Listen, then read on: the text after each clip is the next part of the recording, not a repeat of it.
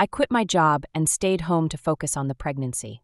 On a whim, I decided to bring lunch to my husband at the office.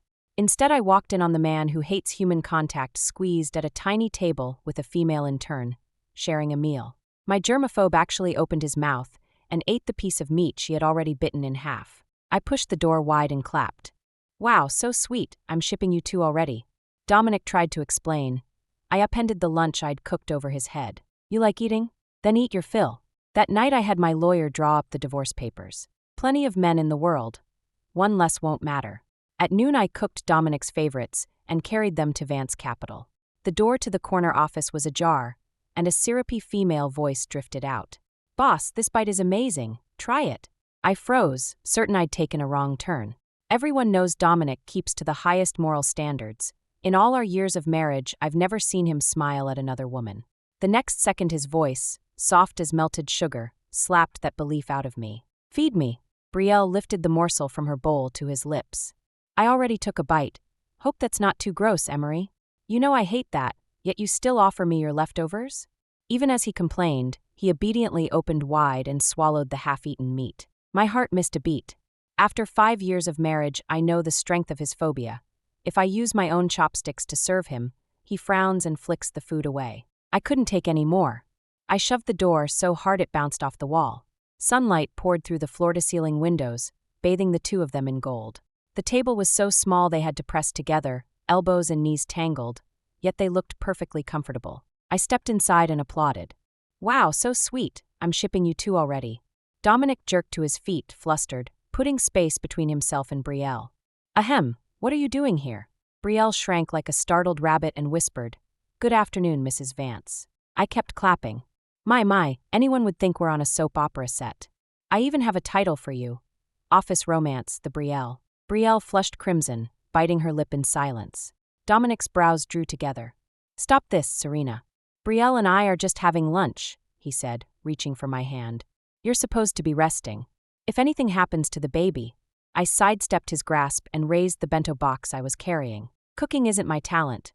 I'd spent the whole morning on this labor of love lunch. "I came to feed you." "No need now. Alley cats know how to scavenge, and so do alley men." "Serena." Dominic's voice turned sharp. "What kind of talk is that?" Brielle saw I'd worked through the morning and hadn't eaten. He reached for the box. "Give it here. My wife rarely cooks for me. Even if I'm full, I'll still taste it. Can't waste her effort." I swung my arm, flipped the lid, and dumped the steaming food over his face. "Emery!" Brielle gasped, dabbing at him with a handkerchief. "Mrs. Vance." "Blame me, not Emery." Dominic shook his head at her, worried I'd turn on her next. Watching them, I felt my heart sink to the floor. Dominic grew up privileged and brilliant. Women have thrown themselves at him for years, yet he always kept the proper distance. After we married, he saved every scrap of warmth for me. Outsiders see a man carved from ice. But everything has changed. I'm no longer the only woman in his heart. Another one is sharing what used to be mine alone. He wiped rice from his cheek, slid an arm around my waist, and spoke gently, but I could feel his impatience. "Stop this. You're the only one I love. Brielle is just an intern I admire. She doesn't even register beside you." I looked up at him. He wore the patient smile reserved for a tantrum-throwing child, as if eating from her chopsticks were nothing, as if I were the one being unreasonable. A cold curve touched my lips. I pushed his hand away.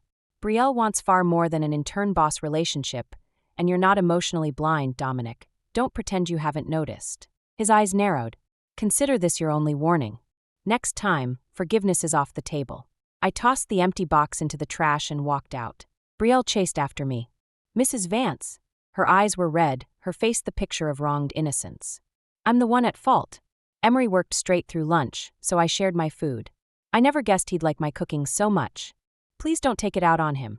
Her voice carried. Co-workers craned their necks. I pointed to a nearby woman. "What do you usually call me?" The employee stammered. "You're Emery's wife, Mrs. Vance." I turned to Brielle. "Everyone here knows I'm Dominic's legal wife, yet you keep calling me Mrs. Vance. Could it be you're itching to replace me and can't bear to acknowledge the real Mrs. Vance?" Gasps rippled across the floor. Contemptuous glances zeroed in on Brielle. "Some people spend their days scheming instead of working. Look in a mirror first." "Hey, doesn't Brielle look like a younger version of Mrs. Vance? Real-life shadow lover? A copy can't rival the original." Whispers and snickers followed Brielle as she fled in tears, face and neck mottled purple. Word was she didn't show up for the rest of the afternoon. Dominic caught up with me outside. "Serena, are you heading home? Let me drive you." I ignored him. He kept pace until we reached the street, then caught my wrist. I slammed my handbag into his cheek. Unruffled, he took the bag and said quietly, "Enough. You're pregnant. Let me drive you home so you can rest." I snorted, feeling slightly better at the red welt rising on his face. But when I climbed into his car, I spotted a Melody hair clip on the passenger seat. Gaudy, childish, and definitely not mine. I didn't have to think hard to know whose it was. The anger that had just cooled flared back to life. I hated admitting it, but this girl Brielle had my pulse racing so hard my chest hurt. Reason was slipping through my fingers. The passenger seat of Dominic's Ferrari had always been mine alone. His own mother had never sat there. This was the first time another woman, a single woman at that, had ever occupied it. Brielle had wedged the hair clip into the seatbelt clasp on purpose. She might as well have stapled a declaration of war to my forehead. In 5 years of marriage, Dominic had never made me this furious. I itched to brain him with the Hermes bag in my hand, then charge over and shred that little green tea brat's face. "You skip the noble path and sprint straight to the gutter, huh?" Dominic slid behind the wheel. I opened my mouth to confront him, but his phone rang first. The instant he saw the caller ID, his knitted brows relaxed.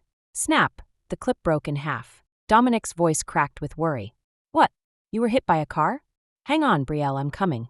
He hung up and looked at me, proud Dominic actually pleading. "Serena, let me call you a ride, okay? Brielle's been in a car crash. I need to get her to Lenox Hill Hospital." Disappointment hollowed out my chest, my eyes burned. "I'm carrying your child, and you're ready to abandon me for some random girl?" He frowned. "Don't be dramatic. The situations aren't even close. She's badly hurt. I can't just leave her." A bitter laugh slipped out. "Can't she dial 911? Doesn't she have friends or family? A married man has to play ambulance for a 22-year-old. You know she's a kid trying to make it alone in the city." His tone turned sharp. "Can't you show a little empathy? What's the fun in bullying her? When did you become so petty?"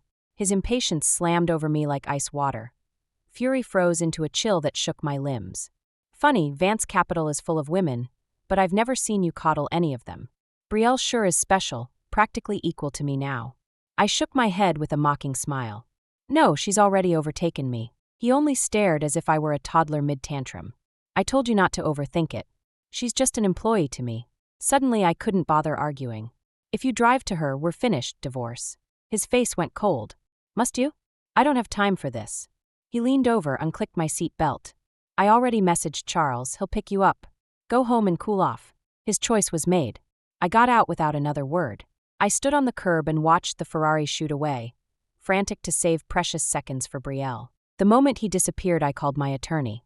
"Charles, draft the divorce papers." Charles hesitated. "You and Emery? You're divorcing Emery?" "Yes. As fast as you can." "Understood. How shall we divide assets?" I rested a hand on the gentle swell of my belly. "He cheated while I'm pregnant, he leaves with nothing. If I weren't so crushingly disappointed, I'd never have pushed it this far. But a tainted man is worthless to me." Back home, I phoned movers and ordered every trace of me out of the penthouse, Dominic's property, so I wouldn't spend one more night under that roof. I worked through the night, and by dawn was installed in the Greenwich estate I'd bought my parents. After a brief hello, I collapsed into bed. I must have been feverish. Sleep came fitful and sour. Pregnancy symptoms piled on, dizzy, vomit, sleep, repeat, until I had my parents take me to Lenox Hill. It was worse than I thought. The doctor warned my emotional spike plus a cold could trigger a miscarriage. I surrendered my phone and focused on bed rest. 2 days later, I checked out, recharged the dead battery, and turned the phone on. I'd half-expected messages from Dominic demanding to know where I was. There were none, only concerned notes from family and friends. But his Instagram was on fire. 10 new posts while I was hospitalized. On the road for business trip, learning every mile. A dusk highway shot posted 3 days ago. In the half-rolled window, I caught Brielle's grinning reflection. And in turn tagging along? I scrolled. Work for me gets spoiled. Screenshot of a shopping cart stuffed with designer skincare. Brielle commented, "Best boss ever. No more stress breakouts." Dominic replied magnanimously, "Keep it up and I'll fast-track your promotion next month." She flooded him with hearts. Her own feed was worse, 20-plus posts, every single one about Dominic. Gifts, trendy streets he'd strolled with her, rooftop bars. While I retched in a hospital room, he was spoiling his little girlfriend senseless. The colder my stare grew, the clearer the truth became. Brielle had cracked his usual iron boundaries. My heart, thought long buried, was exhumed and whipped raw. I wiped my eyes and texted Charles. Send the papers the instant they're ready. When they hit my inbox, I forwarded them to Dominic immediately. Review these. If they're fine, I'll print. Sign when you're back from your business trip. Within seconds, he replied with a voice memo, road navigation prompts in the background. You serious, Serena? Divorce, really? I snapped. You think this is a joke? He exhaled in frustration. Don't act on impulse. I haven't been home because of this sudden trip. I'm not acting on impulse. I'm perfectly calm. My tone was flat, stripped of every trace of emotion. I made the decision to divorce you only after I'd thought it through with a cool head. So I'd appreciate it if you, Mr. Vance, would cooperate with the rest of the process. Dominic laughed in disbelief. What are you talking about, darling? Do you realize you're still carrying my child? While he said it, I could hear Brielle on the other end, oblivious to our conversation, giddily begging him to come look at the sunset. I said I want a divorce. I refused to let my baby enter this world calling Daddy, a man who could cheat at any minute. Cheat? What cheat? Brielle only came on the business trip with me. We have a perfectly normal boss-subordinate relationship. He clicked his tongue, promising me with practiced indifference. If you're throwing a fit because of her, relax. Nothing's ever going to happen. I laughed. Tell me how I'm supposed to believe that. Believe the luxury face cream you flaunted on Instagram for her. Dominic went silent for a second. If you want a bottle, I can buy you one too. There's no need to get upset over it. I can damn well buy it myself. Get lost. Furious, I hung up, changed our couple profile picture to something else, erased every trace of him from my feed, then marched to a print shop and ran off the divorce papers. I never expected Dominic to come rushing back that same night. He came up empty. I'd already moved out of our marital penthouse. I'd left my phone untouched for only half an hour, and he had blown it up with calls and barraged me with 99+ messages. Too late. The day I was discharged from Lenox Hill and didn't hear a single word from him, I stopped caring about anything he might ever send again. Serena, where are you? Why aren't you home? Stop wandering off. Our baby is suffering enough thanks to you. His rapid-fire scolding greeted me the moment I answered, and my patience snapped. Are you sick in the head? I'm divorcing you. Why would I sit at home waiting for you? Maybe it was how vicious I sounded. Dominic finally realized I wasn't just throwing a tantrum. His voice softened. Divorce? I'm back now, aren't I? Serena, I think we need to talk. Let's pick a place and hash this out. I fired him a restaurant location right away. After all, I had to hand him the divorce agreement for his signature. He arrived before me. When I strolled in, he was already at the table, every dish on it something I loved. Dominic stood and pulled out my chair. Serena, let's eat first. I ordered all your favorites. See if the food here suits you. No need. I stayed on my feet, slapped the divorce papers on the tablecloth. I don't have the appetite. Sign this and I'm gone. We have nothing left to discuss. His brows pinched. That won't do. If you won't eat, our baby still needs to. Be angry if you want, but don't starve yourself. He had a point. Every time I looked at him, I felt sick, yet the life inside me needed nourishment. I sat. Dominic considerately rinsed utensils for me, scooped rice, and loaded my plate. I accepted his service without a thank you, treating him like hired help, because that's what he owed me. He knew he was guilty, so he worked without complaint. When the meal was done, I wiped my mouth, then pulled the divorce papers and a pen from my purse. Sign. Dominic ignored them, reaching instead for a shopping bag beside him. Inside, a bottle of the same Dior lotion he'd once posted for Brielle. I didn't know you liked the brand too. I bought you one. Stop being angry, all right. I swept the bottle right off the table. Luxury packaging really was sturdy. It didn't even crack. Are you deaf, Dominic? All I want from you is a divorce. Why? Because I let Brielle come on one business trip. You've worked. You know how it is. I keep telling you we're nothing more than boss and employee. I've never crossed a line with her. Sure, you haven't hugged her, kissed her, slept with her, yet. Am I supposed to be so pathetic that I wait until every last line is crossed and I'm fully betrayed before I walk away? I gave a cold chuckle, bent my head, and scratched my name across the paper with a flourish. Sorry, my bottom line sits higher than that. This marriage ends here. What about the baby, then? Dominic panicked, voice booming. What are you going to do about our child? I'll give birth on my own and raise him. I have the means. I can take care of him perfectly well by myself. Enough. Rage took him. He snatched the agreement and shredded it to confetti. I refused the divorce. There is and never will be anything between Brielle and me. Please, Serena, stop this madness, okay? I simply stared, then drew a fresh set from my bag. I printed plenty. Tear them all if you like, I'll keep signing new ones. Why? Anxiety twisted his face. He clearly hadn't pictured me this resolute. You know risk assessment. You're in business too. If an investment is obviously high risk, do you still throw every dollar at it? I signed again and held the pages out. No, smart people cash out early, cut their losses, minimize damage. That's exactly what I'm doing. Dominic clenched his jaw so hard it trembled. He spun away without another word. Thus began our Cold War. Actually my solo freeze-out. I ignored his texts and let his calls ring out. When he couldn't reach me, he phoned my parents, begging them to coax me back to the penthouse. I hadn't told them about the divorce. They'd always liked Dominic and would probably try to talk me out of it. So I'd act now and inform them later. I only said we'd fought, he'd hurt me badly, and for the moment I didn't want to see him. My parents respected my choice and turned him away at the door. Frustrated, he finally left, dispirited. I wanted my silence to show him the decision was ironclad. There was no turning back for this relationship. Like a mirror already cracked, I had no intention of gluing it together. I knew that no matter how hard you tried, the glass could never be flawless again. Only my younger cousin knew the real story. Afraid I'd mope at home, Chloe dragged me out to clear my head. I tagged along for 2 days, museums, the aquarium, quiet places safe for a pregnant woman. Chloe's usual scene is clubs and parties. After she delivered me home, she headed straight out to dance the night away. I wished her fun, then her furious call jerked me from sleep near midnight. Serena, guess who I just saw at the club? Your lousy husband. Don't tell me, he's with Brielle? Yes. How did you know? Chloe raged. At first he was alone at the bar, knocking back drinks. Then he must have called someone because Brielle showed up and threw herself all over him. Chloe was practically spitting fire. The kicker is that bastard Dominic didn't even push her away. He kept staring at Brielle's face, but the name he kept moaning was yours. Son of a bitch. She was clearly more worked up than I was. I signaled for her to cool it, then pulled out my phone and told her to document everything she'd seen.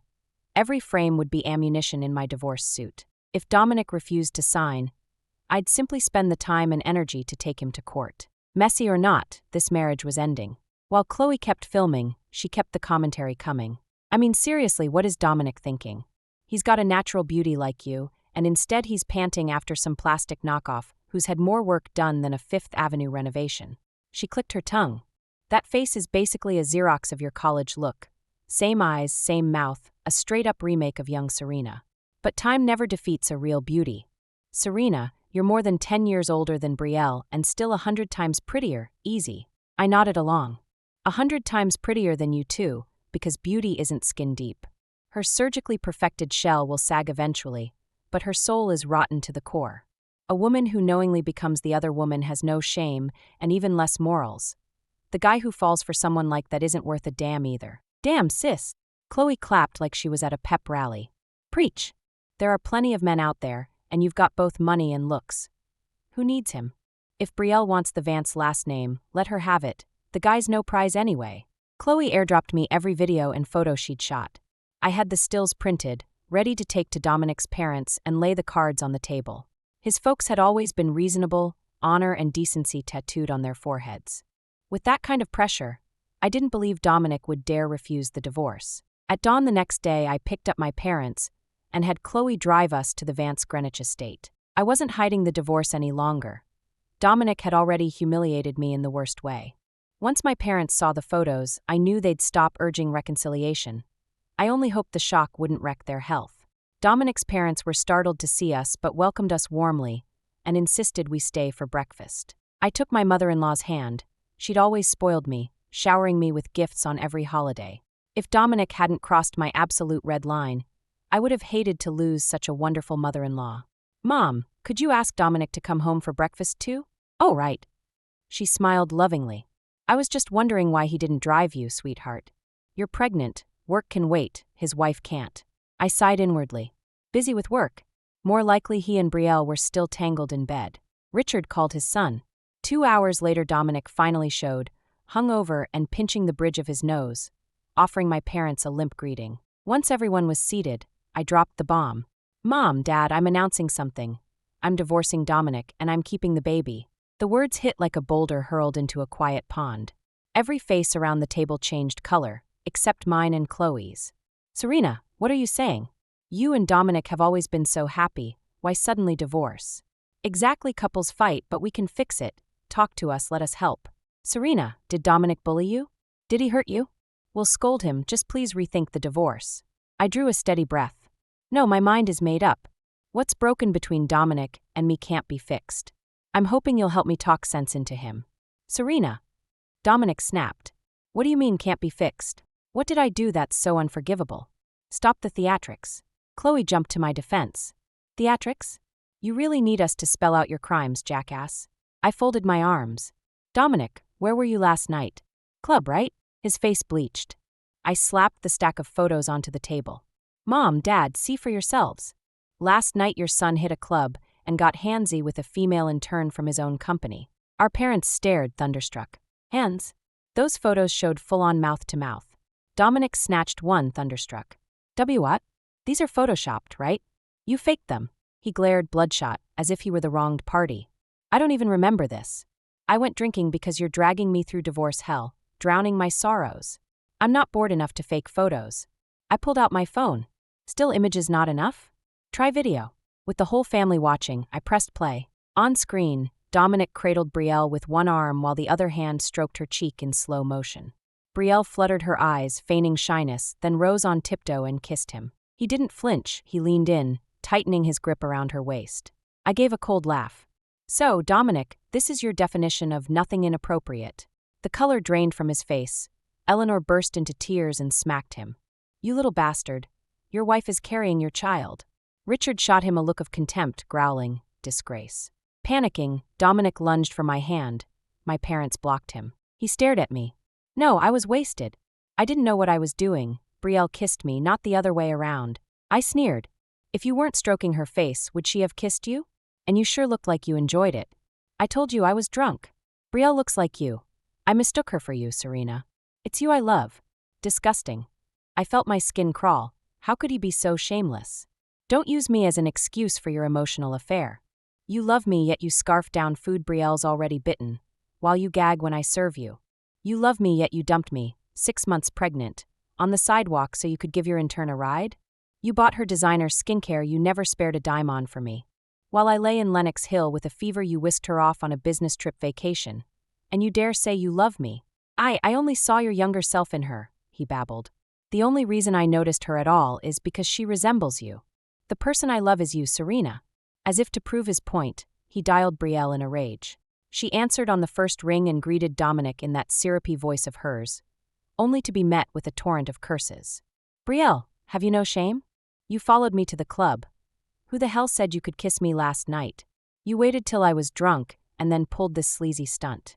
How come I never noticed what kind of woman you really are?" Brielle sounded wounded.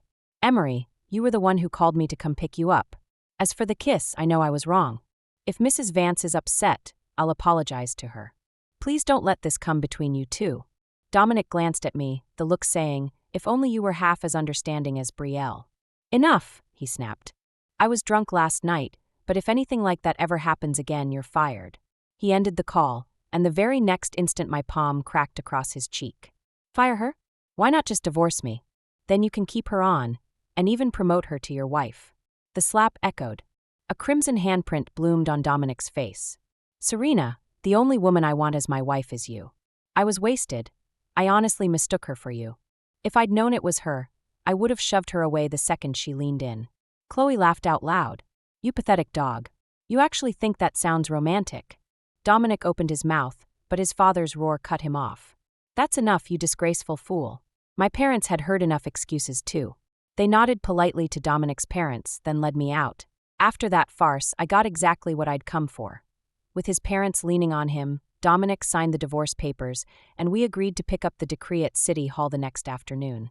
But when the next day came, I waited until the sky went black and he never showed. That lousy bastard. He'd stood me up on purpose. I stormed over to Vance to confront him and found Brielle sniffling at her desk, stuffing her things into a cardboard box. When she saw me, her red-rimmed eyes flashed with resentment. What the?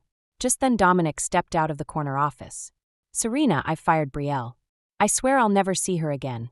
I've apologized for what happened at the club. Can't you give me one more chance? He still wouldn't give up. No, I was past irritated. Stop badgering me. His eyes reddened. Am I really beyond forgiveness? We grew up together. Years of history. And you're throwing it all away? Don't sentence me to death so easily. Dominic, do you think this doesn't tear me apart? You're my only childhood friend. You watched every stage of my life. Every milestone I've ever had, you were there for. The more I spoke, the closer I came to sobbing. Tears slid down without permission. You're that special to me, so the hurt you dealt is just as huge. I keep telling myself you were the one who gave up on us first. Because you're Dominic, even the smallest mistake is a capital offense in my eyes. You're the man who never spared a second glance for any woman. You embodied the word fidelity. Then Brielle appeared out of nowhere. You've broken rule after rule for her. Sometimes I think you love her more than you ever loved me. I can't afford to be soft. I have to force myself to be cruel. You did fall for her, your heart strayed. It's tainted now. Dominic, I really don't want you anymore. I had never poured so many words out at once. Dominic's face drained of color. His lips trembled, guilt glittering in his eyes. I wiped the tears from the corners of my eyes and turned to leave, but he caught my wrist. I love you. You're the one I love. Brielle was just a substitute, temporarily blinded. I swear I'll change. We have a child, Serena. Forgive me this once, and we'll only get better. Let go. I flung his hand off, my agitation so fierce I could hardly breathe. Dominic, tomorrow afternoon I'll be at City Hall again. If you ditch me, I'll call the doctor and terminate the pregnancy immediately. He stared in disbelief, a single tear rolling down.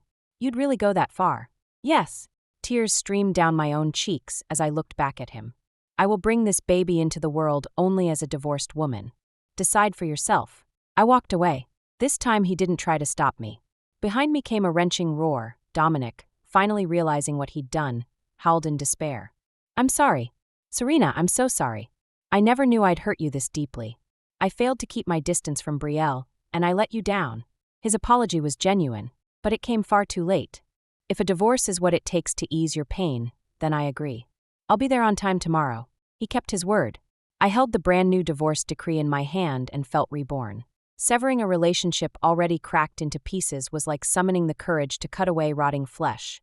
Pain is brief, relief lasts forever. After the divorce, I moved in with my parents and spent the rest of the pregnancy in peace. Then delivery day arrived. My son came into the world, a healthy, chubby boy. And on that very day, I received grim news about Dominic and Brielle. They had been in a car crash. Hearing that I was in labor had overwhelmed Dominic. Desperate to reach Lenox Hill, he ran several red lights through heavy traffic and slammed into a drowsy truck driver. The trucker escaped with minor injuries. Dominic died on impact. Brielle, cursed with horrible timing, had been in the back seat, reportedly dragged along so she could apologize to me in person. She never got the chance. The collision took her life instead. I wasn't sure what to feel, except that the old sayings, scumbags meet bad ends, and what goes around comes around carry a certain truth. I gave my son my own surname. I'm confident I can raise him well, pour everything I have into helping him grow into an upstanding young man. Gazing at the tiny bundle in my arms, I felt a soft, downy warmth bloom inside my chest. I'm so grateful I chose to bring him into this world on my own, sparing him from the wreckage of that failed marriage. I bent down and brushed a gentle kiss across his forehead. Thank you for listening to today's story. On a scale of 1 to 10, how would you rate it? If you enjoyed this video, please like and share it with friends. We look forward to reading your thoughts in the comments. Don't forget to subscribe for more gripping tales. See you next time.